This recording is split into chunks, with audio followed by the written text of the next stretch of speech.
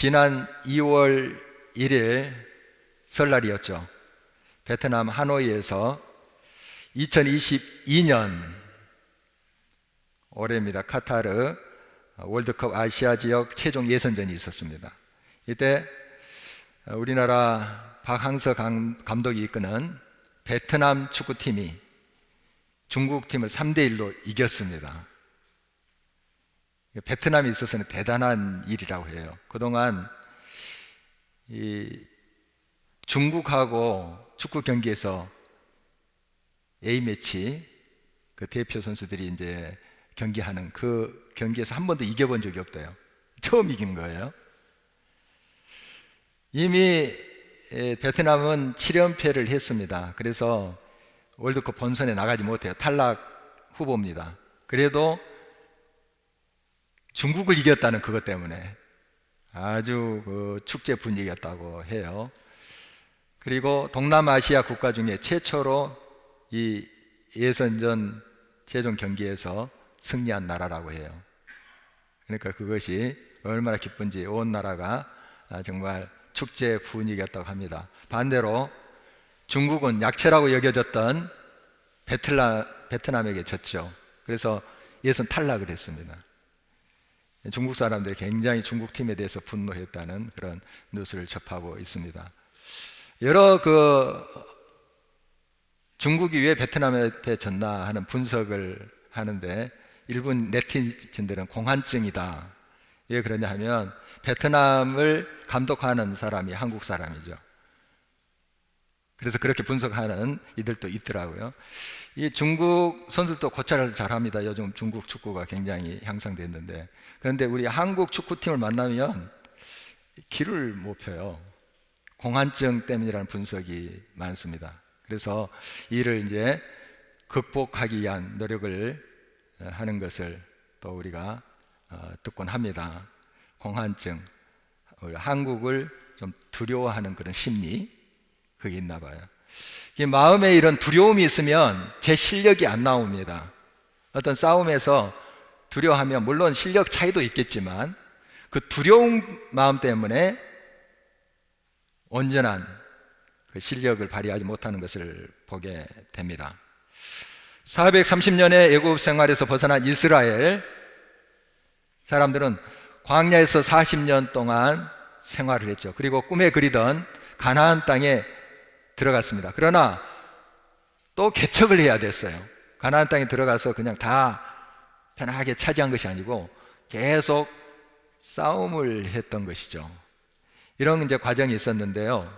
이스라엘 백성들이 이제 첫 성 여리고성을 점령을 했죠. 그 다음에 아이성을 점령하고 이런 가운데 예루살렘 왕 아도니 세덱이 이 이스라엘 진격 소식을 들었습니다. 다 소문으로 들을 것 아니에요. 그 당시만 해도 예루살렘은 이스라엘에 속하지 않았습니다. 한참 후대인 다윗 때에 이 예루살렘이 이스라엘에 편입이 됩니다. 그러니까 지금 여호수아가 백성들이 이끌고 지금 가나안 땅에 들어간 그때는 이스라엘이 차지하고 있지 않았습니다. 예루살렘. 그 예루살렘 아도니 세덱이라는 왕이 이스라엘이 계속 이제 치고 올라온다 하는 소식을 들었습니다. 그런데 그런 와중에 예루살렘 근교에 있는 기브온 성이 있었는데 기브온 사람들이 사신을 이스라엘에게 보냈어요. 이스라엘이 여리고성 근처에 있는 길갈에 주둔하고 있었는데요. 거기에 사신을 보냈습니다. 그래서 우리랑 화친하다. 우리 당신들하고 싸움하기 싫다. 화친하자 해서 화친, 동맹을 맺었습니다.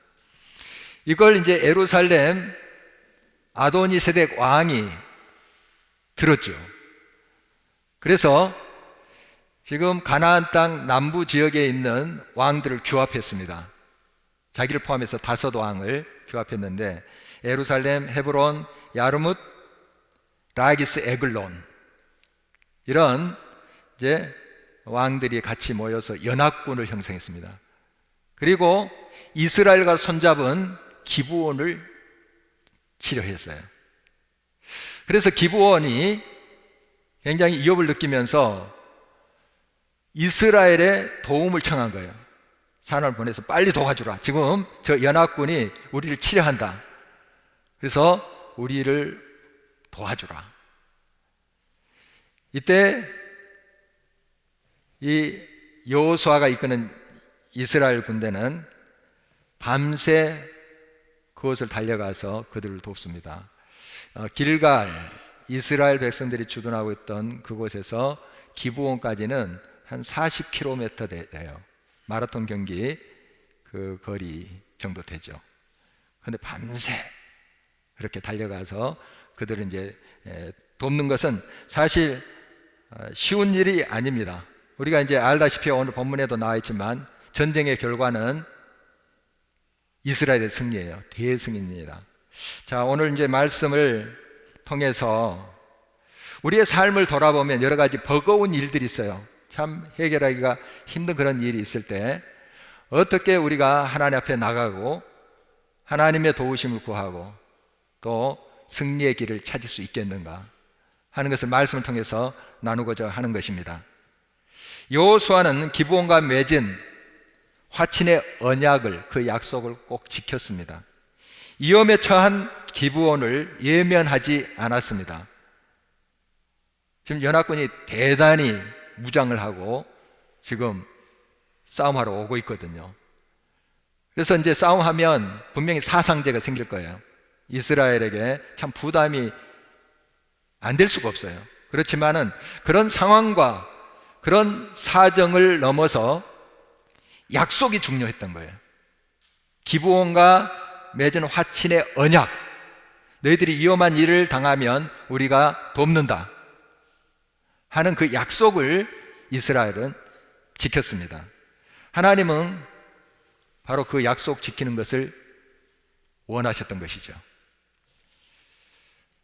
요나단은 아버지 사울 왕이 점점 이성을 잃고 망가져가는 모습을 가장 가까운 곳에서 지켜보았습니다. 그렇게 선하고 멋있었던 아버지가 다윗을 시기함으로, 미워함으로 무너져가는 모습을 보면서 얼마나 마음이 아팠겠습니까? 아버지와 달리 이 요나단은 하나님을 경외하는 사람이었습니다. 그리고 다윗과 우정을 나눴습니다. 그리고 다윗은 지금 사울 왕의 사위가 돼 있어요. 그러니까 요나단 입장에서 보면 다윗이 매형이죠. 이런 관계가 돼 있어요. 친구 이상이 지금 돼 있는 상태입니다. 가족이 돼 있는 상태예요. 그래서 서로 보호해 주자, 무슨 일이 있으면 서로 도와주자, 언약을 맺은 거예요. 그런데 아버지를 보니까 자기 사이인 다윗을 막 죽이려 하잖아요. 창을 던져서 죽이려 하고. 시한폭탄 같은 아버지 앞에서 이 다윗을 요나단은 변호를 합니다. 다윗이 무슨 잘못을 했습니까? 아버지, 의로운 사람 아닙니까? 선한 사람 아닙니까? 이러다가 아버지 사울이 요나단을 죽이려고까지 했어요. 요나단, 자기 아들을 향해서 창을 던졌거든요. 그런 아버지의 모습, 지금 미쳐가는 아버지의 모습을 왜 요나단이 모르겠습니까? 굉장히 위험한 그런 지경에서도 끝까지 언약을 지켰습니다. 다윗과 맺은 그 언약을 목숨 걸고 지켰던 요나단의 모습 봅니다. 요나단 다 알고 있습니다. 지금 아버지의 왕권이 다윗에게 옮겨갈 것이다. 알았어요. 사실 아버지의 왕관이 자기에게 오는 것이 옳다고 생각할 수 있어요. 그래서 아버지가 악하더라도 아버지의 뜻을 따라서 다윗을 제거할 수도 있었습니다. 그러나 그렇게 하지 않았습니다. 왜요? 다윗과 맺은 언약 때문에. 하나님 앞에 다윗과 맺은 약속, 서로 보호하겠다. 그것이 어떤 명분보다 중요했기 때문에 그렇습니다. 그 약속을 지켰습니다. 나중에 다윗이 왕이 되어서 요나단의 자손을 잘 챙겨주는 모습을 우리가 성경에서 볼 수 있습니다. 그것도 요나단과 약속 때문에 그래요. 여러분, 우리는 하나님의 자녀들로서 사랑과 하나님과의 맺은 그 언약, 약속을 성실히 지켜야 됩니다. 달면 삼키고 쓰면 뱉어버리는 일들이 얼마나 우리 주변에 많습니까? 자기에게 불리하다고 생각되면 서로 맹약했던 것도 헌신짝같이 버리는 일도 많습니다. 그리고 그럴 수밖에 없었다는 이유들을 여러 가지로 대지요. 그러나 약속은 반드시 지켜야 합니다. 사랑과의 약속도 그렇고 하나님과 약속한 것은 더더욱 더 철저히 지켜야 합니다. 야곱은 형 에서의 원한을 사서 도망자 신세가 되었습니다. 도망을 가다가 빈들에서 밤을 지내게 되는데 돌을 베개 삼아서 잤습니다. 이때 꿈에 하나님의 환상을 보게 되죠. 그리고 하나님께서 그에게 약속을 주십니다. 너가 큰 민족을 이루리라. 지금 결혼도 안 했어요, 야곱이. 혈혈 단신이에요. 그런데 너의 자손이 온 땅에 가득하리라. 큰 민족을 이루리라. 그리고 너의 민족을 통해서 복이 만방에 흘러가리라. 복의 통로가 되게 하리라 하는 약속을 주셨어요. 이 야곱이 잠이 깨어서 그 누웠던 곳의 이름을 베델이라고 이름을 지었습니다. 베델, 하나님의 집이란 뜻이죠. 하나님께 감사하면서 두 가지를 하나님께 약속했습니다. 하나님, 바로 이 베델, 하나님의 집, 이곳이 하나님을 예배하는 자리가 되게 하겠습니다.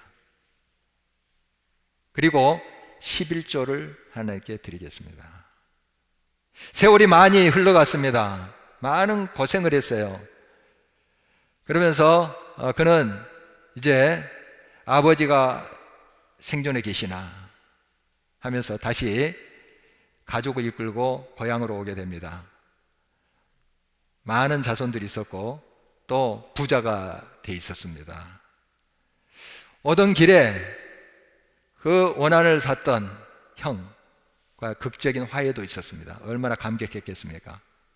그런데 오래전에 하나님께 약속했던 베델의 하나님에 대한 그 약속을 잊고 있었어요. 잊고 있었습니다.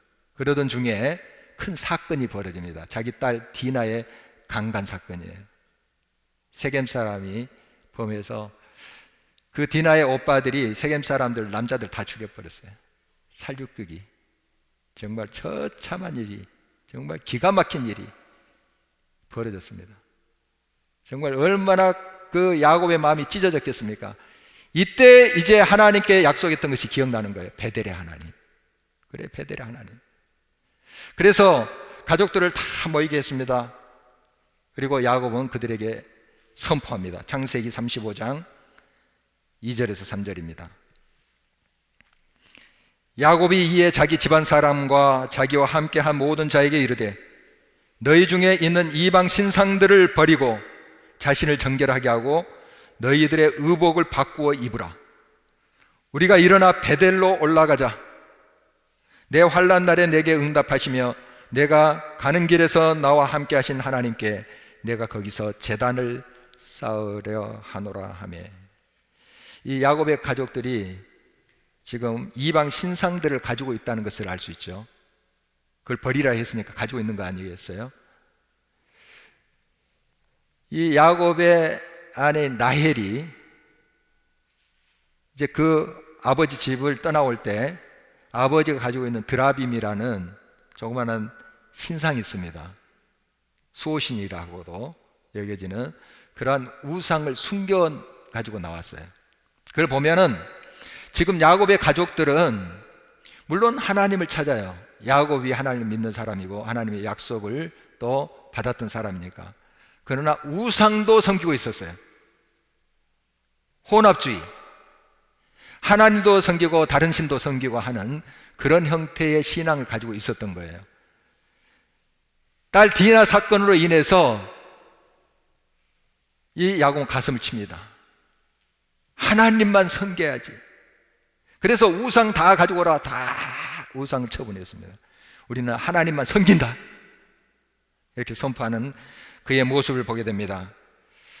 역사의 가정은 없습니다만은 만약에 처음부터 하나님의 약속을 기억하고 하나님만을 섬기고 하나님만을 예배하는 베델의 하나님만을 찾는 그런 가족으로 그가 세워놨으면 어땠을까 하는 생각을 해봅니다.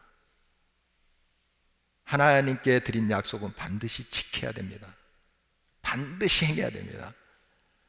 바로 그 사실을 우리가 야곱의 삶을 통해서도 확인할 수가 있습니다. 여호수아는 약속대로 위기에 처한 기브온을 도우려 군대를 거느리고 연합군을 맞서러 달려갔습니다. 그런 중에 그는 끊임없이 기도하면서 하나님과 교통하고 있는 모습을 보게 됩니다. 모세가 백성들을 이끌 때 끊임없이 하나님께 엎드려 기도하고 또 산에 올라가서 기도하고 하는 것을 가장 가까이에서 본 사람이 여호수아입니다.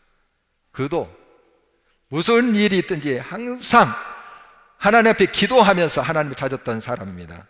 기도 중에 하나님께서 그에게 이렇게 약속을 하셨습니다. 본문 8절을 주목하십니다. 그때 여호와께서 여호수아에게 이르시되 그들을 두려워하지 말라. 내가 그들을 내 손에 넘겨주었으니 그들 중에서 한 사람도 너를 당할 자 없으리라 하신지라. 위기에 처했을 때 믿음의 사람들의 반응은 한결같아요. 묻지도 따지도 않습니다. 그냥 하나님께로 달려가요. 한결같아요. 그리고 하나님께 기도해요. 하나님 이렇습니다. 도와주세요. 기도의 자리로 가는 모습 보게 됩니다. 뻔한 결과와 답이 나올 것 같은 상황에도 그들은 자기들의 경험, 지식에 의지하지 않습니다. 하나님 뭐라고 말씀하시는지요? 어떻게 인도하시는지요? 하고 묻습니다. 기도합니다. 그리고 하나님을 주목하는 그들의 모습을 보게 됩니다. 귀 기울일 때 들립니다. 자세히 볼 때 보입니다. 하나님께서 여호수아에게 먼저 대적들을 두려워하지 말라고 하십니다. 이렇게 말씀하신 것은 대단히 용맹스러운 여호수아라 할지라도 지금 두려워할 수 있다는 겁니다. 두려워하지도 않는데 하나님께 두려워하지 말라 말씀하시겠어요? 그 엄청난 군대 앞에 딱 서면 이축당하지 않겠어요? 그리고 두려움이 오지 않겠습니까? 그런데 하나님은 그들의 모습을 보면서 두려워하지 말라 미리 말씀하고 계십니다. 골리앗을 쓰러뜨리고 전쟁에 나갈 때마다 승리를 거뒀던 다윗, 그도 사울 왕이 작정하고 자기를 죽이려 할 때 위축되었습니다. 두려움에 떨었습니다. 심지어 적대국인 블레셋, 전쟁 계속했던 그 블레셋에 도망갔어요. 왜냐하면 사울 왕의 칼이 더 무서웠기 때문에, 덜 무서운, 상대적으로 덜 위험한 것으로 여기고 블레셋에 갔어요. 그런데 거기도 안전하지 않죠.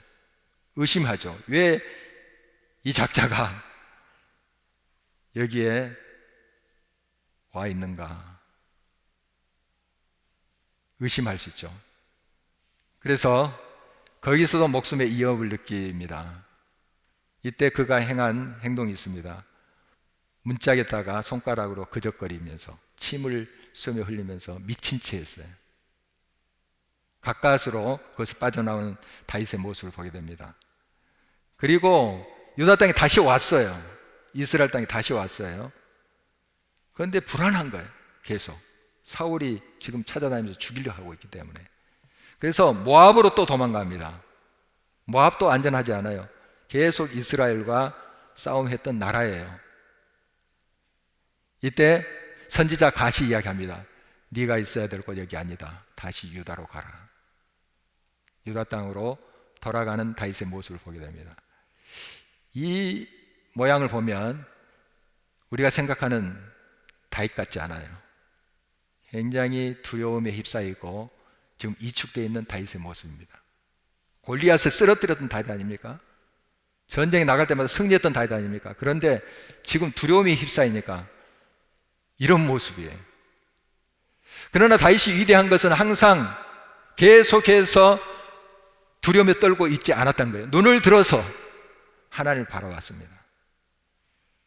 두려움에 주저앉을 수밖에 없는 그 상황, 깨질 수밖에 없는 그 상황에서 눈을 들어서 함께 하시는 하나님을 바라봤습니다. 우리가 그 하나님을 바라보는 다윗의 모습을 시편 18편에서 잘 볼 수 있어요. 바로 사울을 피해서 도망갔던 그때 지었던 시거든요. 그리고 하나님께서 어떻게 그를 그 위경 속에서 건지셨는가 고백하는 내용이 시편 18편입니다. 그 일부인데요, 시편 18편 28절 29절입니다. 주께서 나의 등불을 켜시며 여호와 내 하나님이 내 흑암을 밝히시리다. 내가 주를 의뢰하고 적군을 향해 달리며 내 하나님을 의지하고 담을 뛰어넘나이다. 눈을 들어서 주님을 보니까 적군보다 크신 하나님이 보인 거예요. 그때 두려움이 사라졌습니다. 죽을 것 같은 상황이 견딜만함을 깨닫게 되었습니다. 눈을 뜨니 사면으로 꽉 막혔는데, 사면 초가인데 다시 눈을 들어 하늘 보니 뻥 뚫려 있는 거예요. 그리고 자기에게 날 수 있는 날개가 있다는 것을 발견하게 됩니다. 물론 우리가 눈에 보이는 그런 날개가 아니지요. 하나님께서 어떤 이경 속에서도 건지신다, 피할 길을 주신다 하는 믿음이 그에게 주어진 것입니다. 이것은 아무에게나 보이지 않습니다. 넓게 하나님과 교통할 때 믿음의 눈으로 바라볼 수 있는 것입니다. 하나님 반드시 어떤 상황 속에서도 피할 길을 주시고 하나님께서 합력해서 선을 이루시는 것을 우리들에게 보여주신다는 사실입니다. 두려워하지 말라 하신 하나님은 적들을 여호수아의 손에 넘겨주셨다고 말씀하셨습니다. 여기 시제에 주목하시기 바랍니다. 넘겨주리라가 아니고 넘겨주셨다. 이미 네 손에 저 연합군 적들 넘겨주었다. 지금 싸움하기 전이에요. 전쟁하기 전입니다. 그러나 하나님께서는 이미 이 전쟁의 승패를 결정해 놓고 있어요. 왜냐하면 하나님 편이 이기거든요. 하나님이 함께하는 그 편이 이기게 돼 있습니다. 그래서 적들을 내 손에 넘겨 주었느니라 말씀하십니다. 여러분, 하나님은 저와 여러분의 편이십니다. 우리 아버지십니다. 이미 여러분의 삶 속에 하나님께서 승리를 작정해 놓으셨어요. 계획해 놓으셨어요. 믿음의 눈으로 그 하나님의 약속을 바라봐야 될 것입니다. 믿음의 사람은 당장 눈앞에 보이는 군사력과 전세에 연연하지 않습니다. 하나님의 약속, 바로 적들을, 그 문제를 내 손에 넘겨 주었다 하는 하나님의 약속을 붙잡습니다. 여러분에게 하나님께서 주신 약속이 있습니까? 사실 이 질문은 우문입니다. 약속이 있어요. 이 성경이 신약 구약 약속이에요. 여러분이 이미 주셨어요. 엄청난 약속이 이 성경에 있거든요. 이것이 저와 여러분들에게 주어진 거예요. 그러나 이것을 우리가 믿음으로 받아들이지 못하고 믿지 못하는 것이 문제인 것이죠. 여러분, 하나님의 편에 서서 이 약속을 붙잡을 때 하나님 반드시 승리케 하십니다. 하나님 편에 선다는 게 뭘까요? 내 판단과 내 지식과 내 경험을 비우는 것이에요. 내려놓는 것이에요. 그리고 하나님께 모든 걸 맡기는 것입니다. 하나님께서 주신 그 약속에 내 삶을 던져버리는 거예요. 던지는 거, 맡기는 거, 이게 믿음이에요. 믿음 없으면 맡기지 못합니다.